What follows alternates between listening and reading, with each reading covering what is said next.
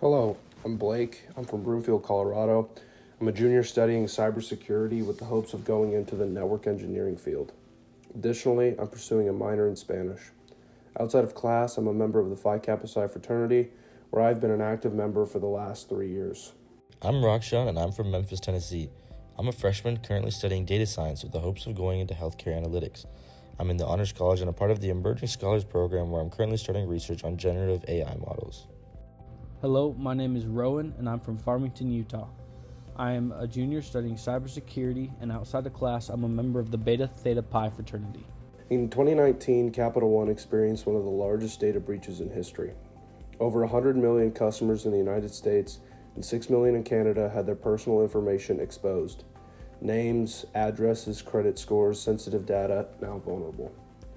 The breach stemmed from a weakness in Capital One's cloud infrastructure hosted by Amazon Web Services.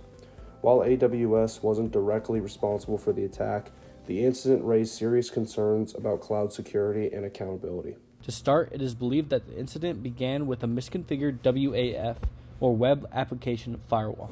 The WAF is meant to filter out and block any malicious web traffic and application layer attacks. Due to the misconfiguration, the attacker was able to exploit a server-side request forgery vulnerability, and this attack allows an attacker to trick a server-side application to make a request that they usually wouldn't have access to.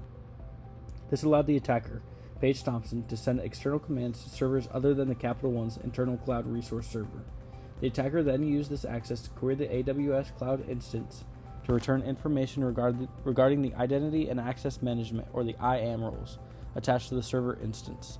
She noticed a specific role titled ISRM WAF role that had extensive privileges, allowing access to S3 buckets with sensitive data.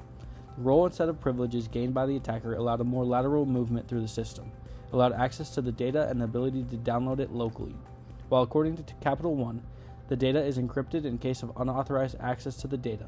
Due to this specific attack, it is assumed that the specific role gained by the attacker allowed the decryption of the data as well. It was found that nearly 30 gigabytes of Capital One credit application data was downloaded. For Capital One, the fallout was severe. Regulatory scrutiny, lawsuits, financial penalties, and perhaps most damaging of all, the loss of customer trust. Additionally, government agencies launched investigations leading to fines and stricter regulations. The OCC, or Office of Computer Currency, personally fined Capital One $80 million. Capital One also faced a $190 million class action lawsuit where they paid customers in a settlement.